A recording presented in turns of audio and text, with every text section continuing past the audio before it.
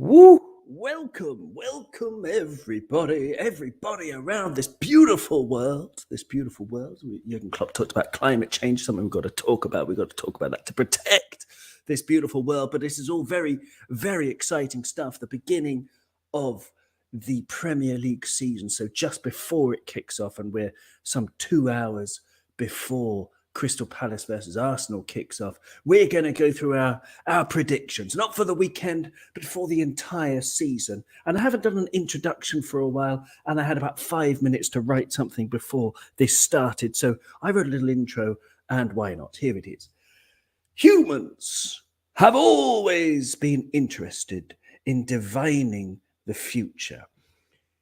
Accurately predicting what's going to happen would be so hugely advantageous to so many members of society, from the farmer planning their crop yield, to the general making battle plans, to the social media star deciding just how much buttock, cleavage, or bollock should be shown on their latest post for maximum attention. And as such, throughout human history, many forms of divination have been invented.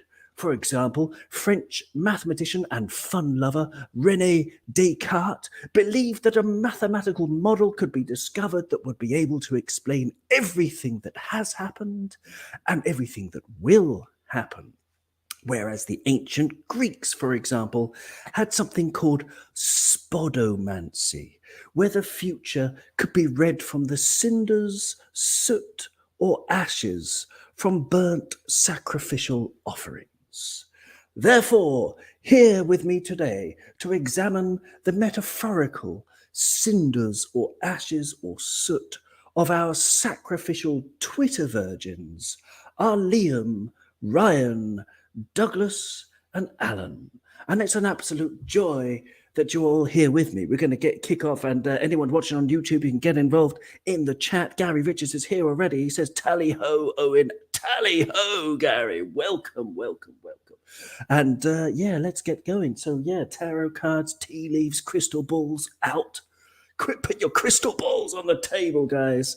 Or there's a weird one that my mum showed me once, which is where if you peel an apple in one go, so you make a sort of spiral of the apple peel, it's got to be done in one go, and you turn it 3 times around your head and throw it over your shoulder, and then examine what it says. It's supposed to give you the initials of who you're going to marry. And I remember liking this game when I was a child, and but probably fortunately I haven't grown up to be polygamous. So Liam, welcome. Question 1, we've got 14 questions to get through. Question 1, we're going to wait. The obvious question, who's going to win the league, is going to wait. Sure. Question 1 is who will end up 3rd and 4th? And welcome back to Cop. Thank you very much. I think it's a difficult one, to be honest. I mean, it's been said a lot that Chelsea going round like they're playing Football Manager. A lot of people are raving about Tottenham's window. When you really dive down into the transfers, probably bar Perisic and Basuma, I don't think they've improved that much. They probably got better on the bench. They've always had a really good starting 11 besides some problems in midfield, but I'm not so sure that they've elevated to the levels that people think they have. I really like Arsenal's window. I think Jesus could be a game changer, particularly they've lacked a goal scorer with Lacazette and Aubameyang almost being basket cases in the last couple of seasons. I don't think Man United are really pushing for top 4 based on the summer they've had so far, where they were at the end of last season, more challenging for the Europa Conference League places with West Ham. So I'm going to say that Spurs finished 3rd, and at the moment I'm going to go for Arsenal 4th, but I could easily see Chelsea moving into 3rd or 4th if they be a bit more calculated with the signings. I think 62 million and a loan player of a really promising centre-back in Colwell for Cucurella is a massive overpayment. But, if they can be a bit more calculated with a decent centre-back signing, they could easily push into that because Koulibaly and probably a bit too late signing, but still a really good centre-back, and Sterling is probably a game changer in the final third. Now they've got a reliable goal scorer proven in the Premier League.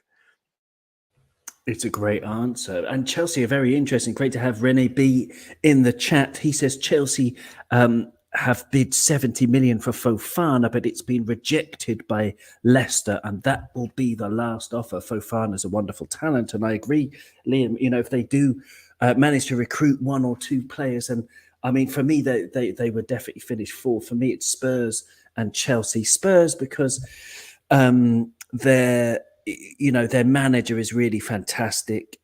He's brought them up a level or several levels since he came in. He's been absolutely magnificent for them. Son and Kane, lethal, but adding players like Perisic. Not enough people have been talking about how good Ivan Perisic is. So for me, they're going to finish a clear third, and then the fourth place. I reckon Chelsea are going to sign one or two to bring up their level from where it is now.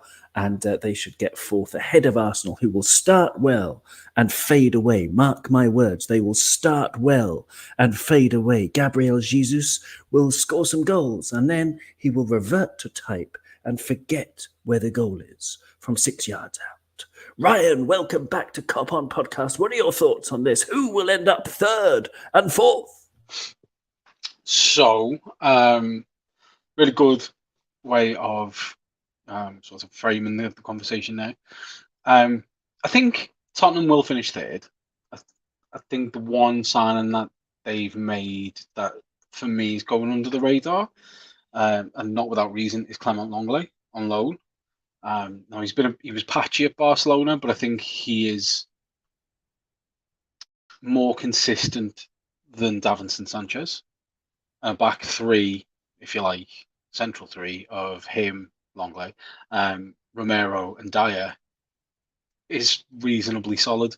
I don't necessarily think that is present at Chelsea, but if they do sign Fofana, and from what you said it looks unlikely, I will put them in third, Tottenham fourth.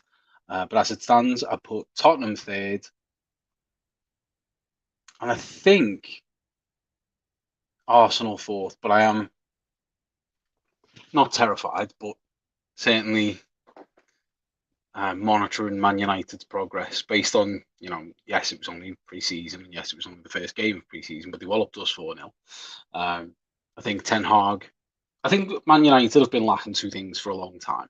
A manager who can make them play as a team. I think Ten Hag fits that bill. And I think they're lacking a DM. I still think they're lacking a DM. And I don't think Martinez is Lisandro Martinez is the answer for that. I think a season ago, Declan Rice was the answer for that, and instead they blew their money up the wall on Sancho, which they didn't actually need. But if United, I can see United being the dark horse for the top four. No further than top four, but top four. Interesting stuff. I would keep them away from the top four because I don't think they've improved enough. I haven't seen Lisandro Martinez really play, but John Gibbons from the excellent Anfield Rap, John Gibbons, friend of the show, compared him to Danny DeVito. So that's all I can imagine he is. But no, excellent stuff. Douglas is here. Doug from the Dugout YouTube channel. Absolutely glorious to have you back, Doug. What do you make of it? Liam's gone Spurs, Arsenal. Ryan, probably Spurs, Arsenal with an outside shot for Man United. What do you make of this? Who's going to end up third and fourth?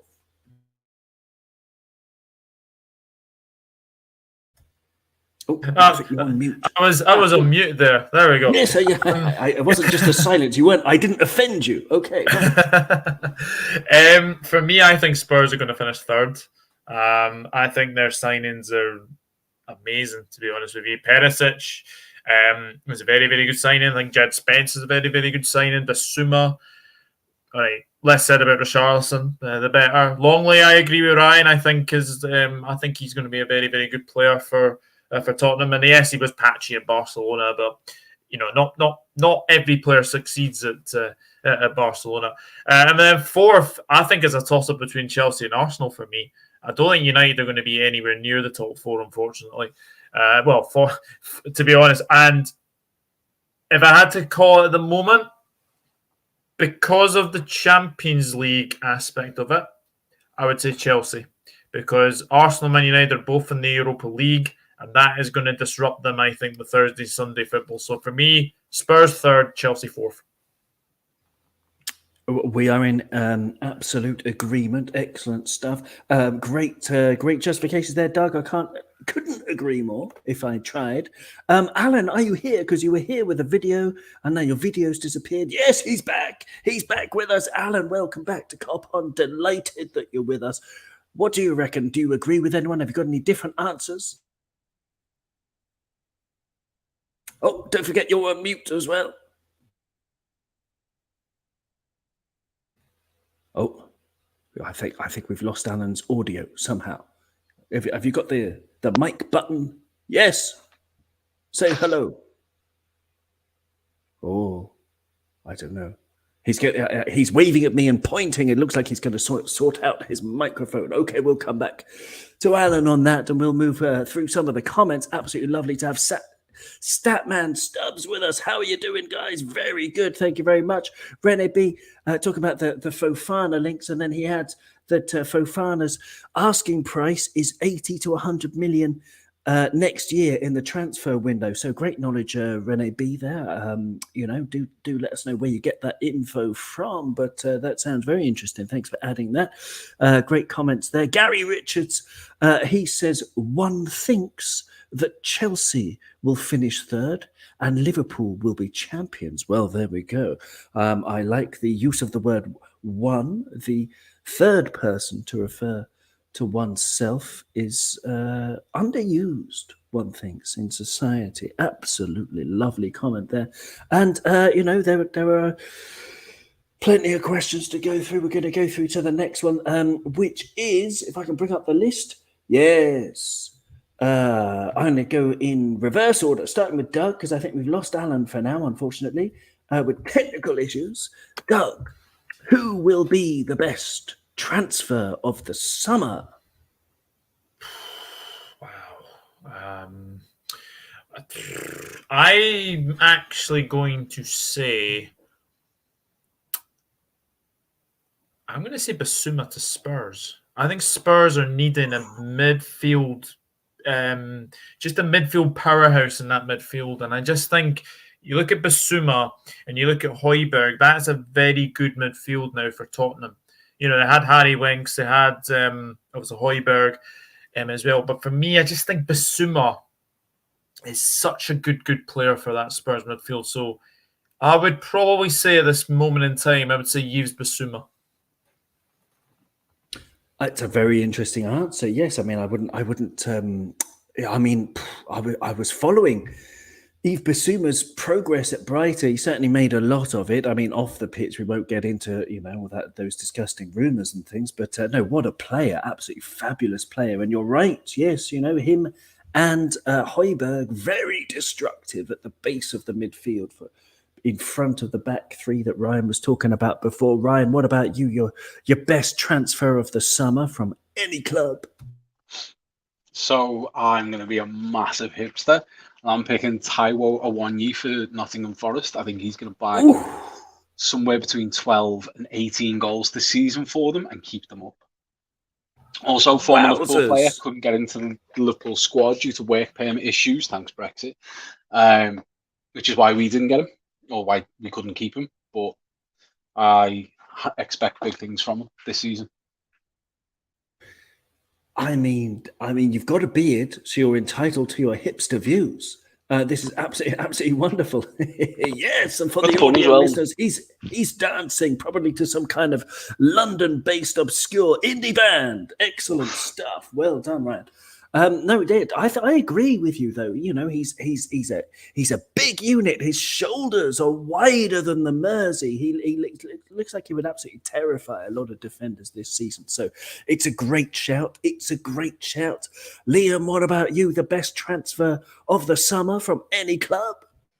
Before I reveal mine, I must say I love Ryan's shout. He's got the archetypal ability to suit to the Premier League, as you've mentioned, not just physically, but the way he drifts in and out of spaces. If it wasn't for him, Union Berlin wouldn't have been as successful and being around qualifying for Europe last season. I'm going to go for a somewhat shocking transfer, in my opinion, with my, I guess, league and bias. I'm going to go for Boubacar Kamara. At times for Marseille last season, obviously signed for Aston Villa, for those that don't know. At times for Marseille last season, he was almost doing 3 roles in one position. Saliba would drift forward from the right centre-back role, then he'd shift back into central and play as a centre-back. He does the patrolling as a 6, and his passing ability and ball progression makes him, useful as an 8 as well. So the fact he can play 3 roles, and he did those 3 roles as a 6 for Marseille, or whether it be as an 8 in a midfield too with Guendouzi, I think he's a brilliant pickup for Villa. The fact they did it under the radar as well, he almost looked dead cert to go to Atletico Madrid. They would have daily been improved with somebody like him in midfield. Instead, they had to go for somebody like Aston Villa, which doesn't seem to be a good fit for Atletico. I think Kamara would have been excellent. And I think when you look at probably Villa's midfield next season, when you've got McGinn in there and Jacob Ramsey, maybe Coutinho on the left-sided role, if he is the sole 6, I think he could tear up the Premier League next season. So he'd be my one to watch out for in terms of incomings, and the fact it's a free transfer makes it even better. Beautiful answer. Boubacar Kamara. Look out for the boob, everyone. He's coming at you. Absolutely brilliant. He's, I followed him via the stats because I'm that geeky. I'm always looking at players just on stats for leagues that I don't have time to watch. And I don't have time to watch any Liga matches other than the Paris Saint-Germain ones occasionally. And he's a very impressive player and on so many metrics, Boubacar Kamara. And I'll go on to talk about him because he features in one of my answers for a future question. But for the best transfer of the summer for me, I'm surprised none of you have gone with any Liverpool players. Rene B says Haaland, which is much less of a hipster shout than Taiwo Awoniyi, but it's a very good shout nonetheless, Rene, because it's entirely possible Haaland's going to absolutely rip it all up, and 57 million or whatever it was is going to be the bargain that so many have predicted. But for me, just a great one from Andrew Quinn. He says, I'm going to be going for a shock here. I'm going to say Damsgaard for Brentford. He was the best young player for Denmark in the Euros. And I think once his deal is done, he will light up the Premier League. Great shout. Gets the thumbs up from Doug. Absolutely brilliant. Great to have you with us, Andrew Quinn. And anyone else in the comments, let me know your pick. But for me, again, it's an obvious one. I could have gone with Fabio Carvalho, who I was thinking of as slightly less obvious than Big Darwin Núñez, because the stats, I can't remember off the top of my head, but it's something like he's played something like 126 minutes of football for us in the pre-season friendlies, including the Community Shield, which, although it's marvellous to win it, especially in the style that we did, it's still a friendly. And he only played 30 minutes of that match, so he's played 126 minutes of friendly football. He scored 5 goals, and he's had an XG of 4.2. And obviously no one can carry on like that. He's not Superman, but then something in the back of my mind said, is he? He's not Superman. Is he? Because he just looks so dangerous and so full of the fire of life. And, he looks like the way he ripped his shirt off and celebrated like a loony. I love that. He's well into these Reds already. He's well into the idea of being a Red and being the main man. He's got Trent to set him up. He's got Big Mo to set him up, who I'm also going to talk about a bit later. And so for me, the best transfer of the summer is going to be, it's an easy one for me to say, but it's Darwin. Starwin, as Gary Richards christened him, and he just says, correct choice, Owen. Okay, thanks, Gary. Great to have you with us. It's a game of opinions. We're welcome to all of our opinions. And moving on from the best transfer of the summer, I'm going to go to you first, Ryan, on this one. It's going to be hang on, instead of the best, it's going to be the worst transfer of the summer. Okay, so I have 2 picks for this, so feel free to stop me after the first one. But I You think can say it all two. You can say two. If they're two Okay. equal ones, no problem. They're not, but they are context dependent. So the first one is Kalidou Koulibaly, who I think fantastic defender. Sure, all that praise, fine. But coming into a side with an aging Cesar Azpilicueta and Thiago Silva, who is in the autumn of his career, that's not a recipe for success. That is a recipe for getting roasted by every pacey striker in the league. And he's going to have to do a lot of digging out of his defensive partners, and I'm not convinced that he can do that in the in the Premier League on a weekly basis. Now, if Celtic go and buy a centre back with pace, i.e., a Wesley Fofana, then I will change my mind and I will pick Dwight McNeil because, quite frankly, he's shite.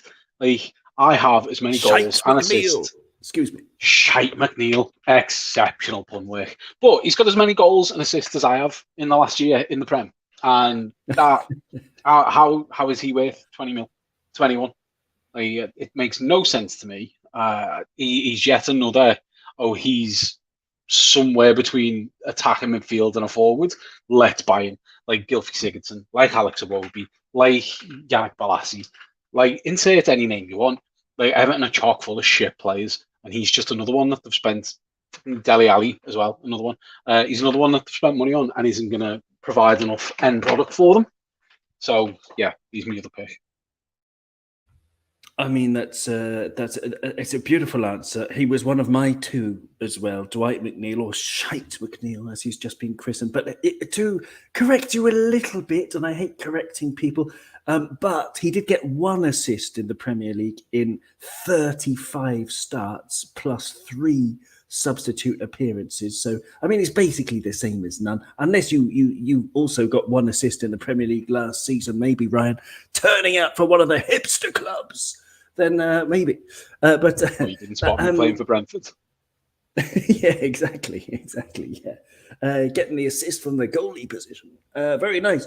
Yes, okay. Dwight McNeil or Koulibaly. Very interesting answer. Liam, what do you reckon? The worst transfer of the summer? Andreas Pereira to Fulham. It just screams a complete waste of money. The guy scored like 8 career goals, yet have paid the best part of £10 million for him. And he is the guy that they've signed to replace Fabio Carvalho. It's mind-boggling. It's completely mind-boggling. I rate some of their other business. I think Mbabu's good in terms of the fact he fills a homegrown quota. He knows English football from when he came through at Newcastle. Polina's a great ball progressor. He'll be good in the 8 role, but Andreas Pereira is worst signing of the season already. I'll call it now. I'd be shocked if he gets more than 1 goal and 1 assist. It just screams horrific, completely horrific. I can't believe it because I don't follow every single club's transfer business, but I've got the list in front of me. They've bought Bert Leno for some reason as well for 8 million. João Palhinha, who looks actually a very good talent, for 20 million from Sporting Lisbon. But you're absolutely right, Liam. They spent 10 million on Andreas Pereira. I'm shocked. Why the hell would they do that? I mean, it's not as if he looks like a championship player. He looks like a League One janitor. Douglas, what do you reckon? Worst transfer of the summer? I mean, that shout for Pereira is just incredible. He's like the pre-season Pirlo. Man United fans are calling him the pre-season Pirlo. He's absolutely awful. For me, there's only 2 options for me, and that's Richarlison or Dwight McNeil. Because I have to say, Richarlison, I mean, what is it, £60 million?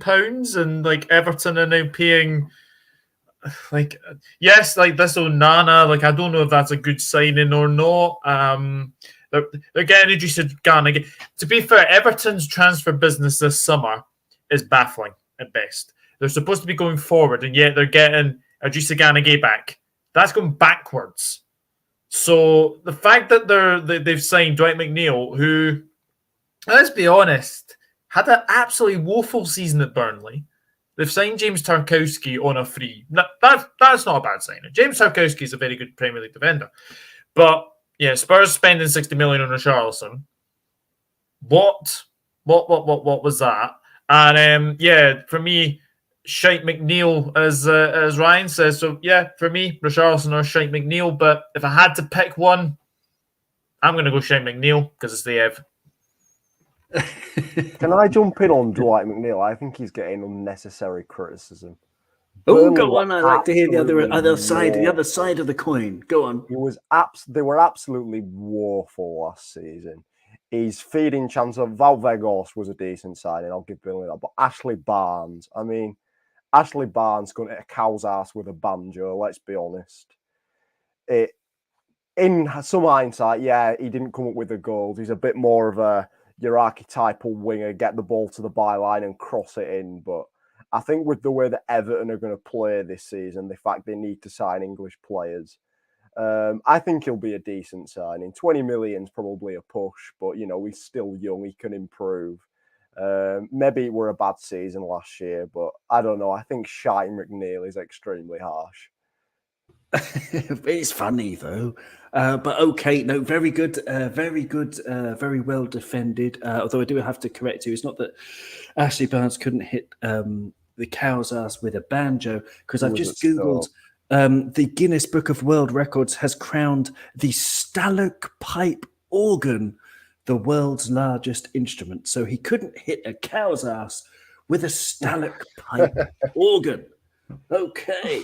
Let's move on. Oh, yeah, my worst transfer of the summer. Again, I'm in absolute accord with Douglas, because I wrote down Richarlison and Dwight McNeil for exactly the same reasons as Doug was saying, because Richarlison not worth that much, and Dwight McNeil, I also disagree with you. Sorry, Liam, that yeah, he's not. Okay, your team is bad, but it doesn't mean you have to be bad. I mean, Mitrovic, for example, got 11 goals for Fulham the last time they were in the Premier League, and that's a very decent return in a very bad team. Nope. So, go on. Sorry, I'm just going to correct you here. He got 3 the last time he was in the Premier League. The time before that, he got 11. Oh, thank you very much. It's good to be corrected. Thank you very much. Bingo. Excellent. Thank you very much. Okay, let's move on. So we're going. The next one is. Oh yeah, Gary Richards in the chat. Sorry, I keep forgetting to go to the chat. Thank you very much, guys. Gary Richards says Richarlison will be the worst signing this season. Rene B's carrying on with the transfer news, which is very interesting. He said if Yuri goes to Arsenal for 25 to 30 million, Yuri Tielemans, that is, his replacement will be Aouar. Maybe interesting stuff. Okay, well, let's move on. Yes, because the next topic, we've got so much to get through. Unfortunately, we won't have enough time to do all of it. I suppose, I don't know. We'll see how far we go. The surprise success of the year for a team. Okay, I'm going to take this one first, and it's Aston Villa, because Liam was saying before just how brilliant Boubacar Kamara was last year in Liga, and actually the year before, and throughout his young career, he's been absolutely superb for Marseille, or he was absolutely superb for Marseille. So I think he's going to make a big impact.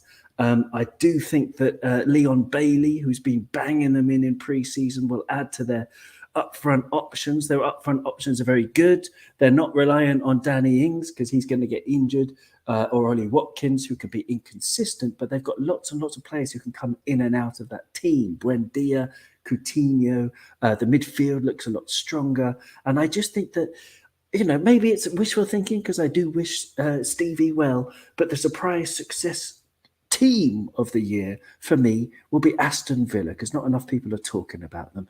I'm going to go to Doug first for this one. Your surprise success team of the year. I think Villa's a great shout. I think now that Stevie's been backed, especially with some of the signings that they're making, I think they're a definite shout. But for me, I think there's probably only one team for me, and I think that's Newcastle. I think Newcastle are going to have a very, very good season. I think as well that Nick Pope is an underrated signing for me. The fact that nobody else seemed to go in for Nick Pope, who, let's be honest, has had amazing games against us in the past, and the fact that nobody went in for him, I'm looking at Everton at this run. Like, why didn't they go for Nick Pope when they went, when they went for like Tarkowski and obviously McNeil. And Botman's a very, very good signing as well. They have brought Target as well. Yes, they haven't got a striker, but I think if you keep Callum Wilson fit, if you keep Bruno Guimaraes fit, wonderful player. If you keep Alan Saint-Maximin fit, I think Newcastle are in for a very, very good season. And obviously, Eddie Howe has signed a new contract as well. But I think Newcastle are going to be a bit of a danger next season. I don't think they're quite good enough to get into the European places. I think they may just miss out. But for me, I think they're going to have a very, very good season. Excellent answer. Well argued as well. Nick Pope's save percentage last season was 73.6% of all shots against him, which is more or less exactly the same as Edouard Mendy. It's about 4% more than David De Gea. And he's up there with the top. I don't know. I can't remember exactly what the top ones were. Around about 75, 77% was Jose Sa, Alisson, and Ederson were about 75 each in the Premier League. So he's up there with the best in terms of saving shots, the best goalies in the league statistically. Ryan, what about you? Either of those teams or someone different for your surprise success of the year? Someone a little bit different, and again, it's a bit of a hipster choice, but I'm picking Brighton to be a surprise success. I think when you talk about success, it's very much context dependent. So, for Newcastle, I think you're looking at a top half finish, and I think a lot of people wouldn't be surprised if they finished 8th. But I think for Brighton to finish 8th would be more of a surprise. I think for a while now, they've been playing pretty football. They've been really good in the middle of the park, but a bit weak in both boxes. And I think I'm not entirely sure who will replace Cucurella should he go. But they've brought in a couple of forwards this season. Cannot remember them for the life of me. I'm having a bit of a brain fart on them. But I think Undav, the striker from Union Saint-Gilloise. Yes. I can see them scoring more goals than we've seen them score in previous seasons. So dark horse for like a Conference League place maybe, but certainly top half, I reckon. That's very interesting answer. You don't think they're going to miss Cucurella and Yves Bissouma too much then, Ryan? No. Bissouma missed a fair chunk of football last season, I think. And they seemed fine without him. They've got a really good system going under Potter. And I think similarly to us, it's more about the system than individual players over at Brighton. And they've lost players before and replaced them. I think they'll be just fine. If anything, kind of adds to the surprise element of them, that people will be expecting less of them due to the players that they've lost. Very good point. Very good point. And you're absolutely right in terms of Bissouma. I've got his stats from last season. He played only 26 of the 38 games. So he missed about a third of the season last season for Bissouma. So yeah, and they did very well without him. You're absolutely right. Liam, what about you? Your dark horses for this year, the surprise success of the year. I was going to go for Aston Villa for the same reasons I mentioned earlier. Newcastle, I can agree with as well. I think Bruno Guimaraes is absolutely incredible. He's a world-class midfielder. The fact he's playing for Newcastle is a game changer. But I'm going to go for Crystal Palace. I know the thing seems to be a decent squad that Vieira's building. I was kind of unsure of him as a manager after his time in Nice. It was very topsy-turvy, up and down. One season was really good. The other pretty much well below average for when he should be in Ligue 1. I think Czech Decore is a really good signing. He's young, he'll develop, but especially alongside Seko Fofana for Lens, who's very much a advanced midfielder who likes to drift into channels, shoot from distance. He's one of the top scoring midfielders in Europe from last season. He really did that, I guess, sentinel role really well, dictating tempo, coming up with the defensive contributions. So I think he could be good for Palace. I think MacArthur's been a really good statesman for them, but I think having someone like Decore to come in and replace him and kind of take that mantle could be a game changer. They're stacked in forward areas. Elise, Eze back from his injury. Zaha, been rumours about him leaving, but I think he'll stay this season. Edouard, Mateta, I mean, even players like Benteke, they're not going to set the world alight, but, you know, they're experienced Premier League players who can make impact from the bench. I really like the centre-back pairing as well with Anderson and Guehi. Another season for them two together should see them improve. I'm not going to say they'll qualify for European football. I could possibly see Aston Villa doing that for the reasons you explained earlier, but I would see them being a comfortable top 10 team, and possibly next season they could push for European places.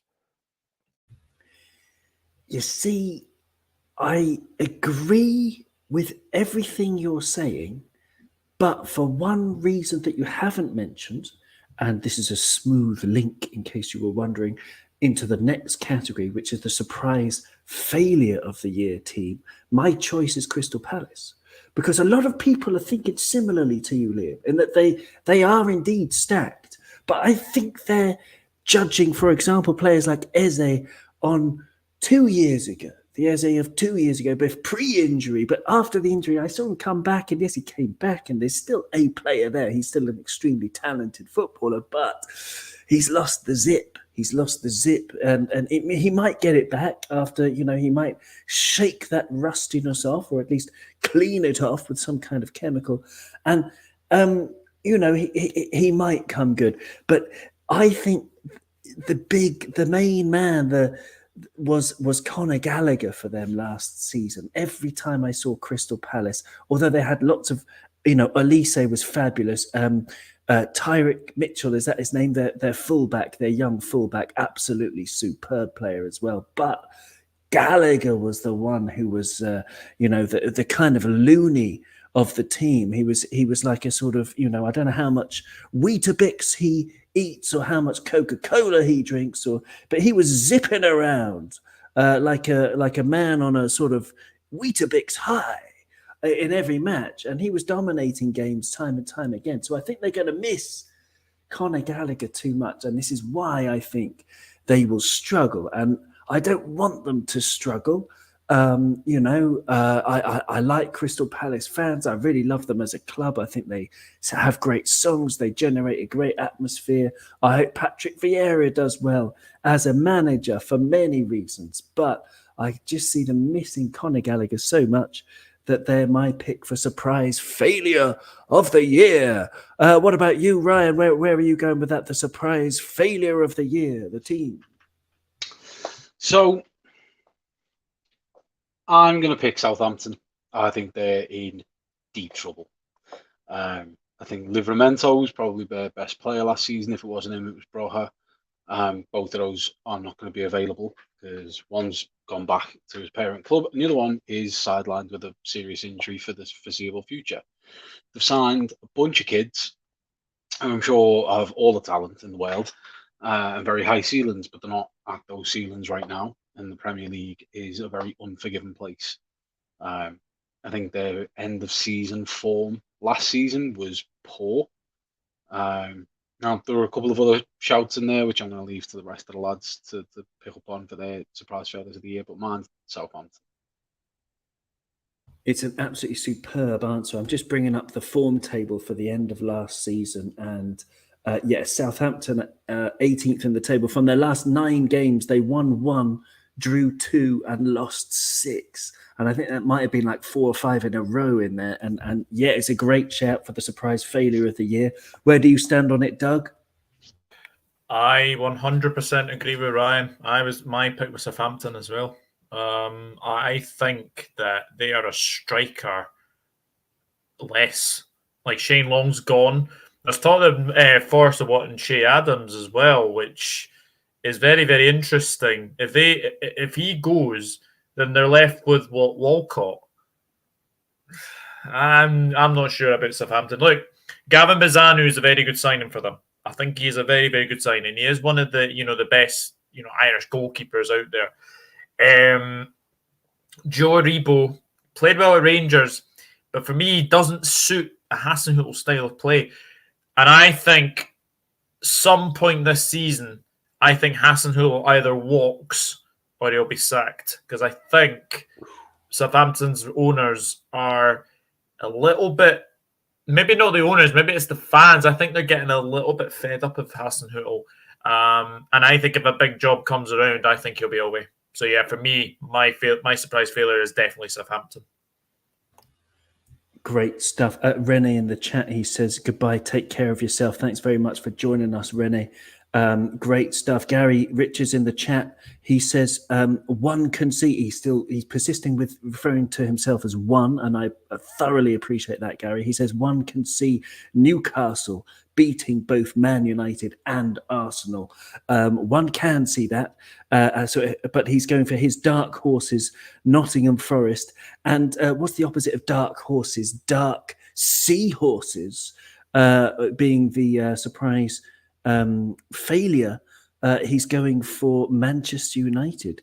Reason being, Ten Hag-and-Daz has never maneuvered or man-eved. Is that some kind of splicing of Man United and Everton? He has never man-eved in the league before. Oh no, I think he means managed. He's never managed in the league before. Absolutely. Ericsson will not be remotely enough. Oh yeah, interesting stuff, Gary. Yeah, absolutely. So he doesn't rate Ten Hag. They're going to be a big failure again. Liam, what about you? Who do you think's, which team is going to, what's the word? Failed, drop, flop. That's the word I was looking for.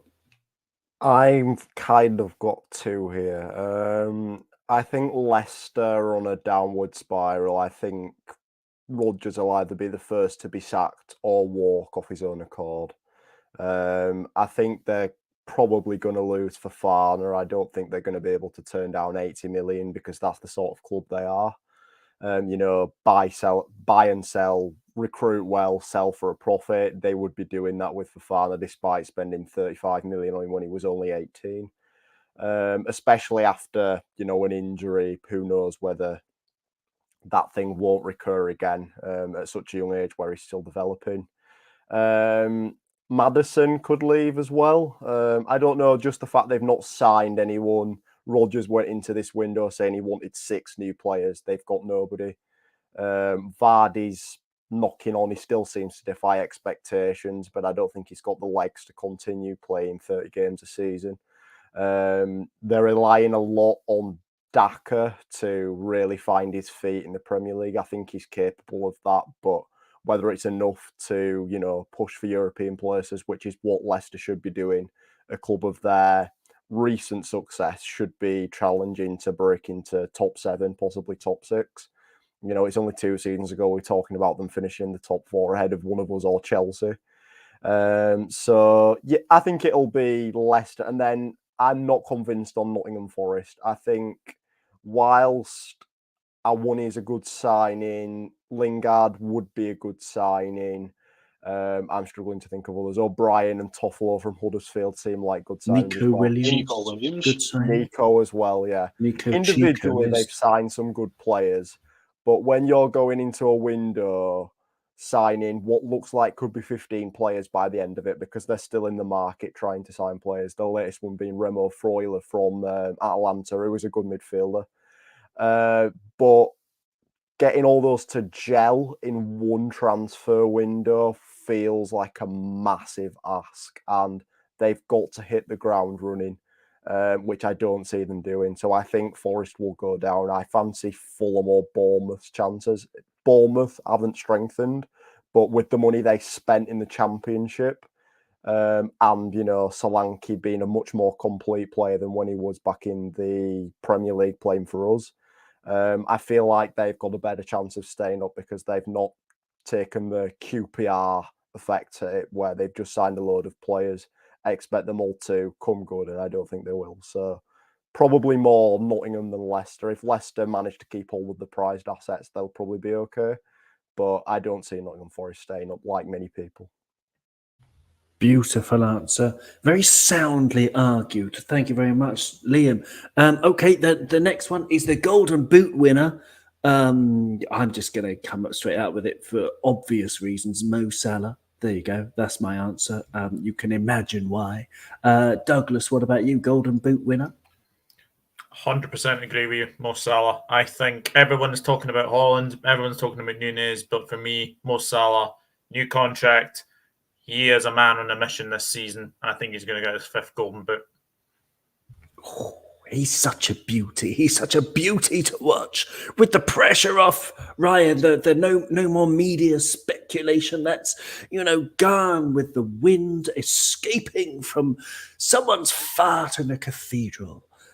It's Mo for you as well, Ryan. I'd just like to apologise before I say what I'm about to say. I don't think it will. I think we're about to see a difficult season for Mo.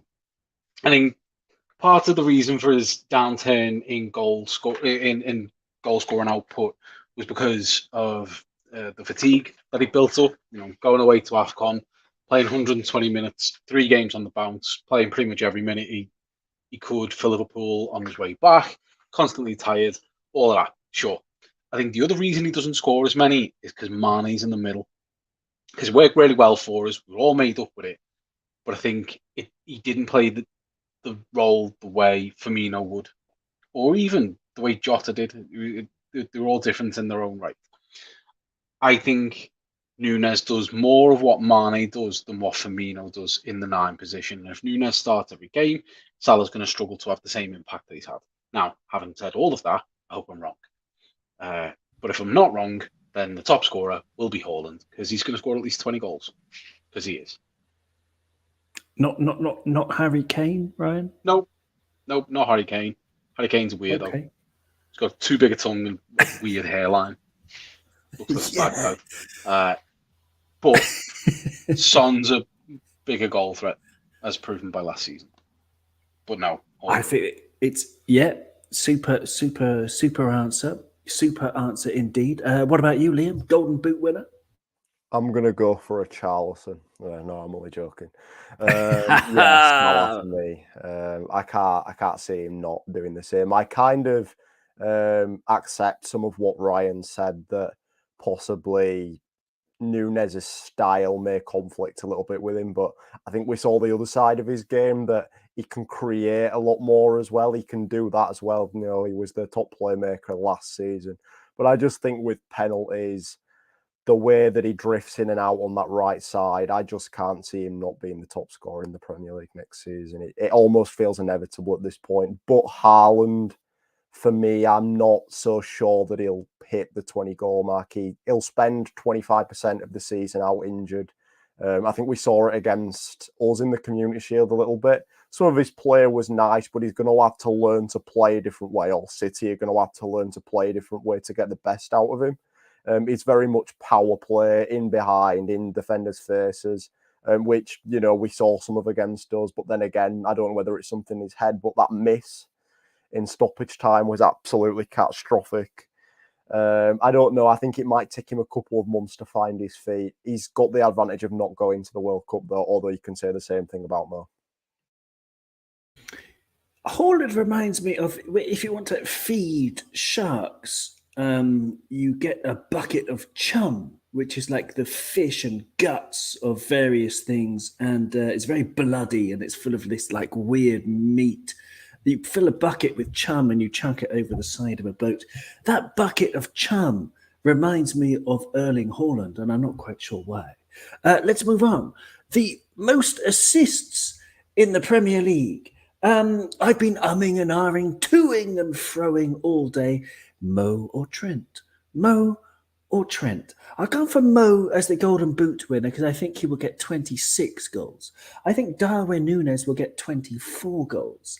And I think Trent and Mo will be the main ones setting him up with, honourable mentions to Andy Robbo, of course. But I'm going to say that, why not? Trent is going to edge out Mo Salah and Andy Robertson, and I do think it will be a Liverpool 1-2-3 for assists because I'm absolutely biased. I am absolutely optimistic. I'm absolutely buzzing for the new season.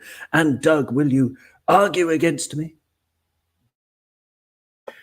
I'm just taken aback by the Benteke news. He's gone to DC United. He's playing under Wayne Rooney. Oh, donkey! Wow. I have to say as well that I 100% agree with what you were saying about obviously Trent. I think it's his season. I think it's either. I actually think it's going to be Trent or Robbo to get the most assists.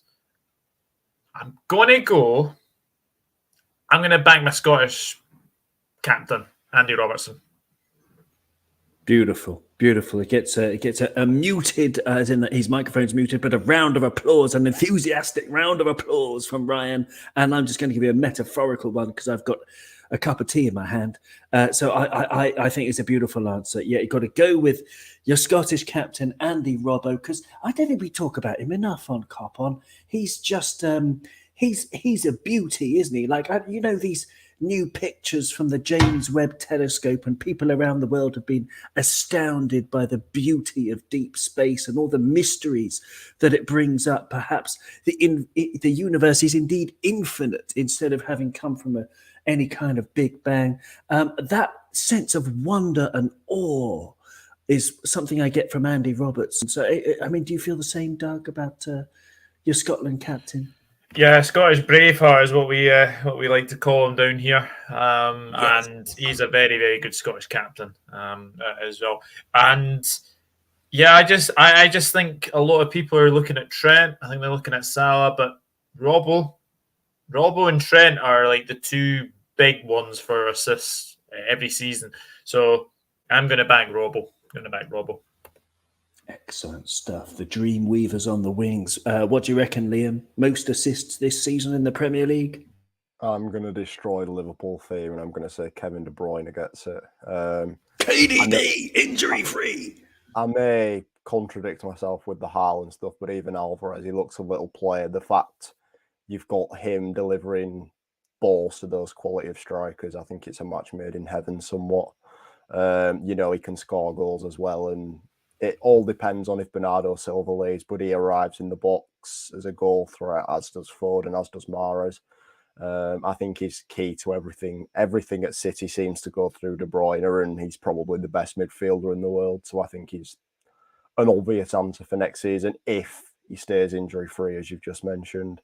I'd like to say Robertson will be up there, but I'm not so sure.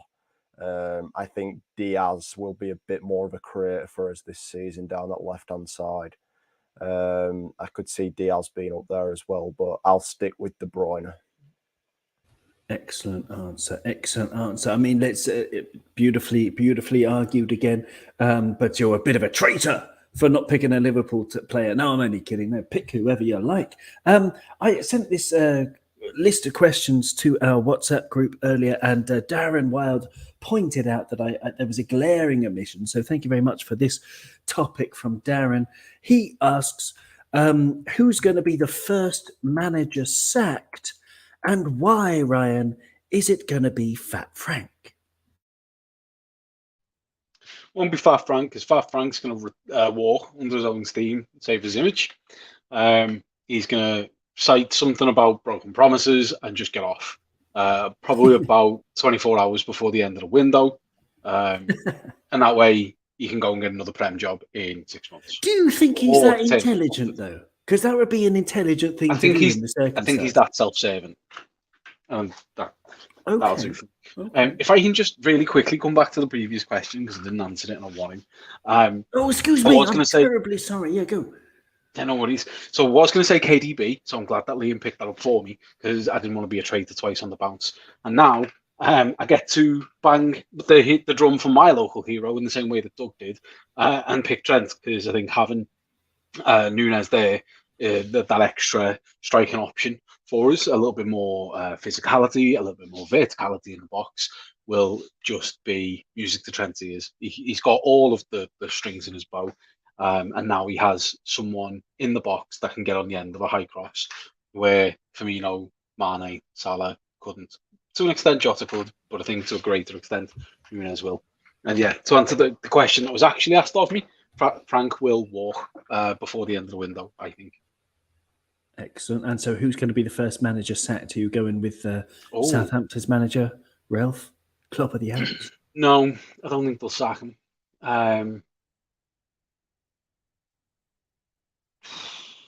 It's a toughie. Oh, Scott Parker. Can I- Yeah, Scott Parker's getting Scott sacked. Parker. Okay. Yeah, Okay. because he's shite. Interesting.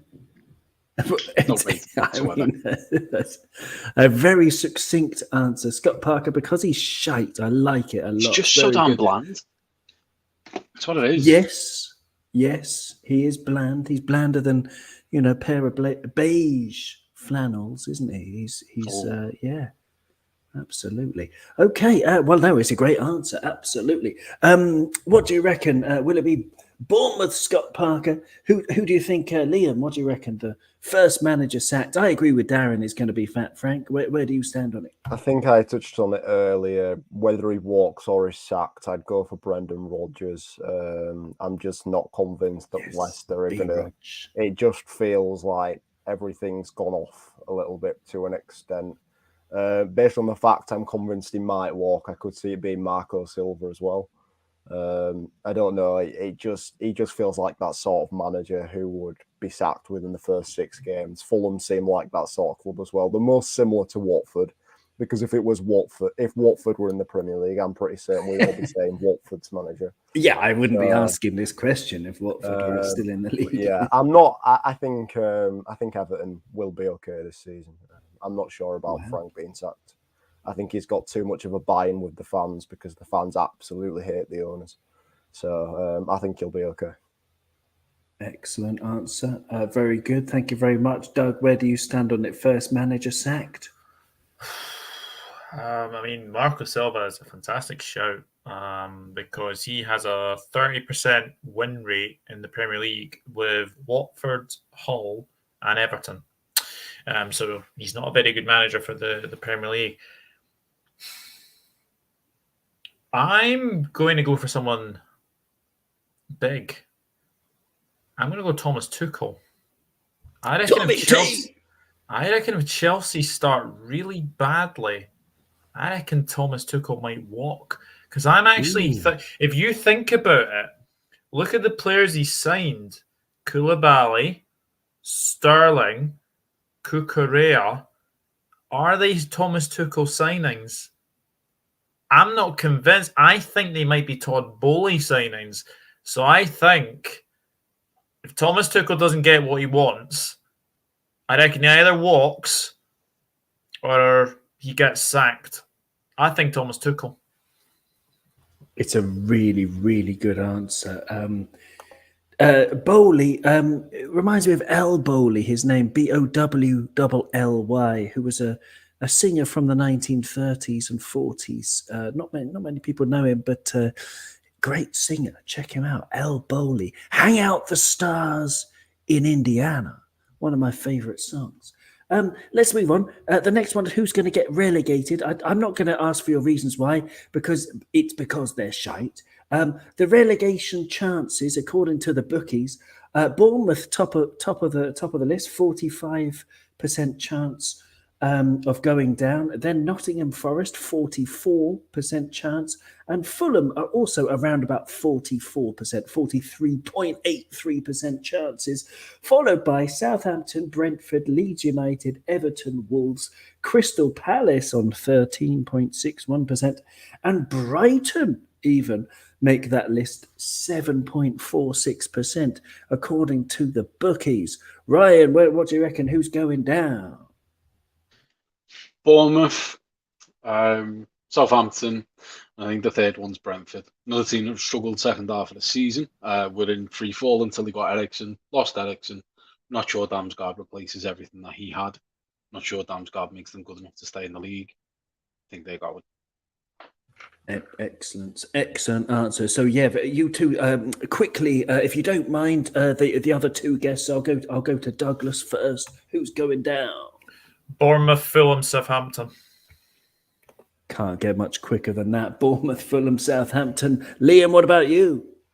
I'm going to go the 3 newly promoted clubs. It's a bit boring, but I'm going to say Fulham and Bournemouth aren't strong enough, and Nottingham Forest aren't going to get the players to gel together quickly enough to push up for a relegation scrap. So, yeah, I'm going to say the 3 newly promoted clubs, but I could easily see Southampton or possibly Brentford being pulled into it as well.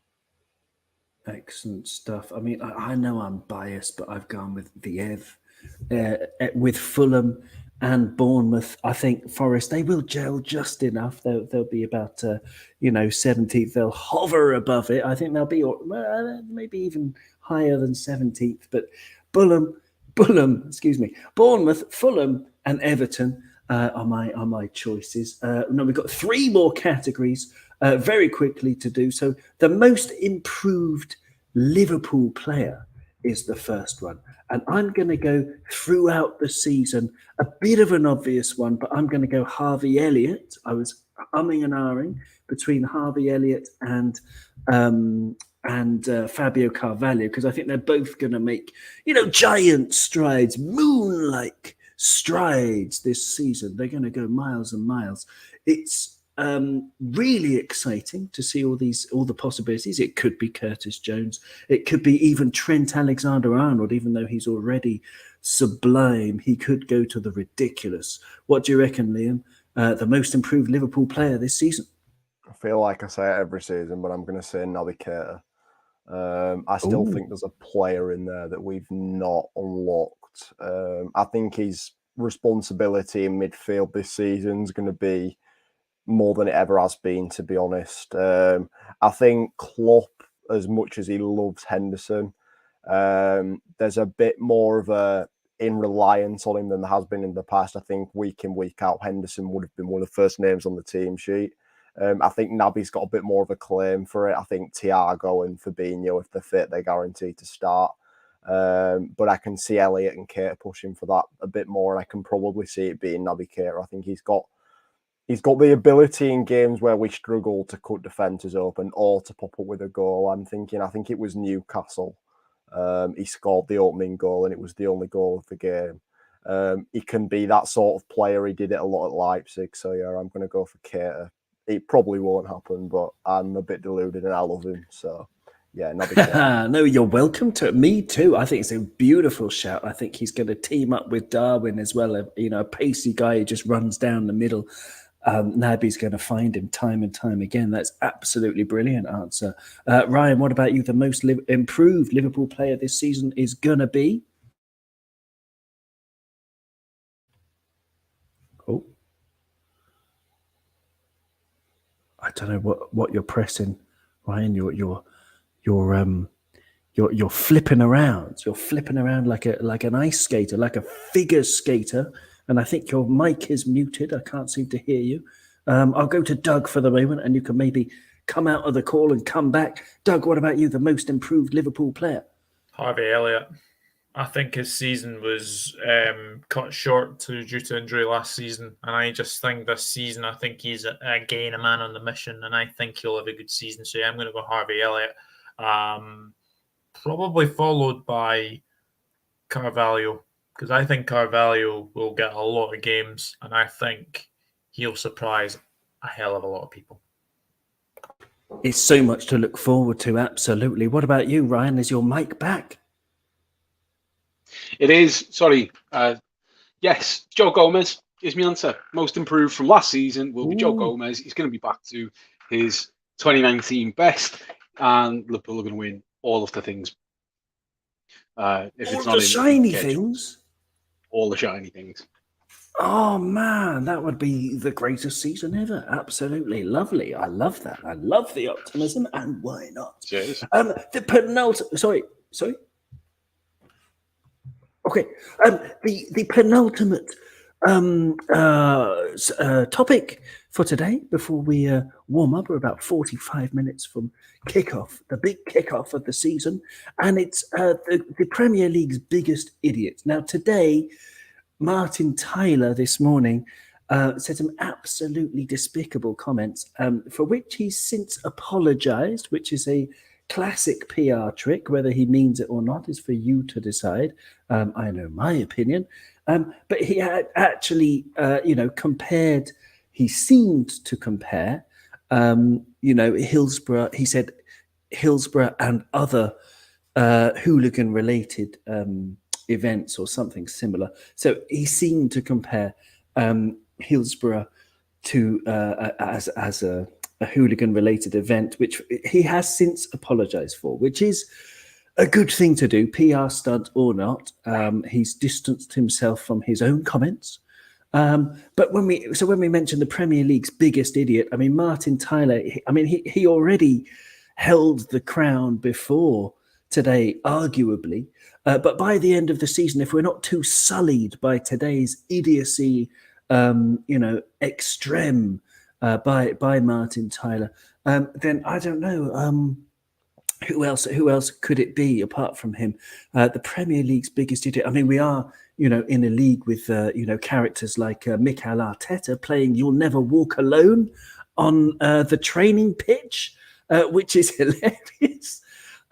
It's good idea, Mikel. I know what I'm going to do tomorrow in training, lads. What's that, Mikel? I'm going to play "You'll Never Walk Alone." What? The Liverpool anthem, Mikel? Yes, the Liverpool anthem. Why, Mikel? Because it will be inspirational. I don't know who he spoke to about that, what was going through his strange little mind with his Lego Man haircut over it.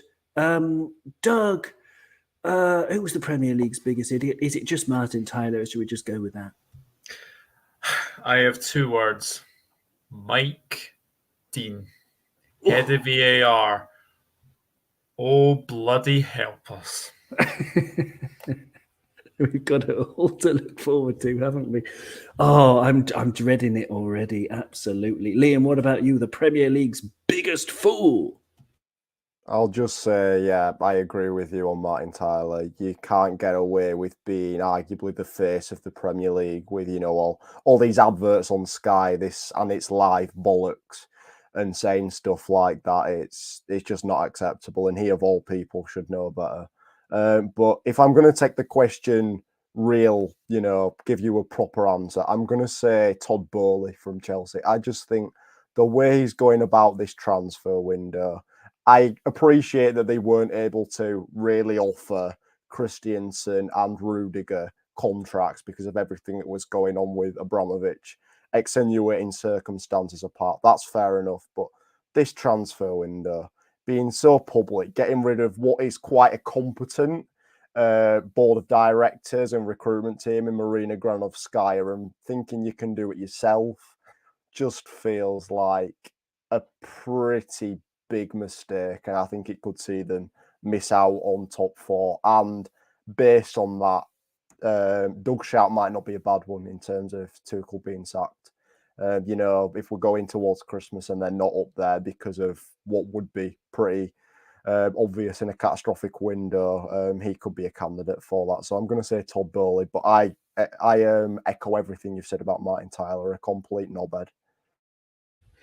Yeah, complete knobhead, absolute fool. Yeah, completely. Great answer. Really good answer, Todd Bowley. Remember Al Bowley? Hang out the stars in Indiana. Maybe Todd Bowley will hang out the stars at Stamford Bridge and then get everyone sacked around him, and he'll be completely oblivious and egotistical and just say, well, let's sack everybody and I'll try again in January. Who knows what's going to happen, but it's foreseeable that could occur. Ryan, what about you? The Premier League's biggest tool? Ronaldo. Yes. It's always Ronaldo, really. Yes, it's a super answer. Yeah, CR7. He's a disgrace, isn't he? Narcissistic gobshite. Beautifully well put. Yes, absolutely. Can't argue with you there. A narcissistic gobshite. Well, let's move on to more pleasant topics and that. Narcissistic gobshite. That absolute, slimy egotist. And let's just move on to the final topic, the last one, the big one. And it's going to be, of course, the Premier League winner. Now, this is a Liverpool podcast, and I'm pretty sure we're all going to go for Liverpool. If not, then you're welcome to have another opinion. You don't have to be, influenced by bias or anything else. You can go wherever you like with it. But I am going to go with Liverpool purely on the back of Man City. I think being a bit stupid by selling, because I think you win stuff by having a very deep squad as much as you do having a very good first team. And to get rid of the players they've gotten rid of, Sterling, Zinchenko and Gabriel Jesus, although neither is the best in their position, they're certainly extremely brilliant footballers. And they've gotten rid of 3 brilliant footballers. And of course, Fernandinho's retired. I think they're going to miss his influence. KDB is unbelievable. He's stratospheric. But they look to me like a bit of a one-man team. You could add Bernardo Silva maybe into that, and Cancelo maybe into that. Okay, you can add maybe Haaland, depending on what happens into that. But there's so much dross that goes under. Dross is too harsh, but there's so many players who aren't as good as they should be, like Grealish and players that Pep hasn't really taken to the level where his backroom staff will tell him that he has taken them to. I think they've gone down a smidgen, basically, and we only need them to go down a smidgen to overtake them. And I don't think anyone else has, done anything in this window so far to put in a challenge to Liverpool or Manchester City. And I think City, yes, they've fallen down. They might buy some incredible players between now and the end of the season, end of the summer transfer window, and then, prove everybody wrong. But I think it's such a big system change with Erling Haaland coming in, and they've lost those 3 big guys, 4 including Fernandinho. I think it's going to be too tough for them. They might not even break 90 points. Ryan, the Premier League winner, is it going to be Liverpool? Why? It is going to be Liverpool because we are great. We've got a really good side, really settled side. I think Núñez doesn't require us to transition the way or to change the way we play in the same way that Haaland coming into City means that they have to change the way they play. I think the big one for me with City in terms of their transfers, because I think Alvarez, Haaland and Phillips replace Fernandinho, Sterling and Jesus, but I don't think they've replaced Zinchenko. Which means that Cancelo has to play every game at left back, which means he can't be the second choice right back. So they need a second choice left back and a second choice right back now, unless you want to go with Nathan Ake at left back and Stones at right back, which I'm not convinced by either one of those 2 players in those positions. And sure, there's still an exceptional side. I think Phil Foden will have a better season than he had last season in terms of his own personal performances. And you can probably apply that to a couple of other players as well. Rodri being another one who seems to just get better every time I see him. But I think they may drop more points than they did last season. They might only get 91 points, which is still a ridiculous amount of points. But if they get 2 points fewer and we get the same, then we will win the league. Beautifully answered, beautifully argued. Doug from the Dugout Football Channel. It's going to be Liverpool. This is it. This is our year. Well, this is taken from Mail Sport. Since August 2018, Manchester City have taken 358 points from 152 games. Liverpool have taken 357. These 2 are absolutely relentless, but this is our year. It's going to be Liverpool. Because I have a feeling that 2 things are going to happen. We're going to beat City at Anfield. I think City are going to lose somewhere stupid, like Palace maybe. I just have a feeling this time we will do better against the low block teams because we have Starwin Nunes. Excellent stuff. Excellent stuff. I love it. We've got some great comments coming in. Alan in the chat says, Ryan is on fire today. Yes, he is, Alan. And so is Liam. Liam, are you on fire for a Liverpool win in the Premier League? Or are you going to say, well, City, they've won it 4 of the last 5 times. They're going to do it again, turn this league into a predictable snore fest? I don't think City will win the league for the same reasons you've echoed. I don't want to be like a stuck record, but I don't think people understand the influence that players like Jesus, Sterling, as you say, for Fernandinho leaving as well. Zinchenko maybe not so much, but even still, they've not directly replaced him as of yet. I just don't think they're stronger than they were last year. I mean, Haaland's a world-class striker. As I've said previously on the show, I'm not sure he'll find his feet straight away. Calvin Phillips is good, but again, consistently, he's missed a lot of football over the last 2 years, especially last season. And I don't think Leeds actually missed him that much when he was missing. Also, that probably he's not... I don't think he's that suited to Jesse Marsh's style of play. So I don't think Leeds will miss him too much. And I think for 50 million, when you include the Darko Giabi that they've signed, the 45, if not, they'll probably be happy with that deal. So, yeah, I'm going to say us, although I don't think either of us are going to hit 90 points this season. I think we're going to miss Mane a lot. I don't think people realise just how much. I think Darwin is incredible, so much so that he was the first player I got on the back of a shirt this season.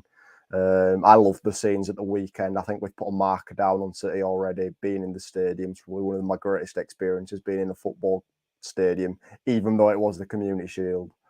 But no, I'm not sure either of us will hit 90 points this season. I think we've both got weaker rather than strengthened, in my honest opinion. Well, it's beautiful. It's beautiful, and that wraps us up absolutely wonderfully. Thank you so much to Liam and to Douglas and to Ryan. It's been absolutely beautiful talking with you guys, and thanks to everybody in the comments. Thank you everybody listening, wherever you are, whoever you are, around this beautiful planet of ours. You know, there are many ways of seeing the future. Necromancy is one of them. When you summon the dead, who can tell you about the future. For example, the Witch of Endor in the Bible, who used a necromantic ritual to conjure the spirit of Samuel at the behest of Saul, as depicted in a very interesting medieval drawing by Joseph Glanville. So you can always Wikipedia that if you've got nothing to do before the footy starts. But the footy's back. Cop on is back. We're delighted to be with you. Thank you very much, everybody. You'll never walk alone.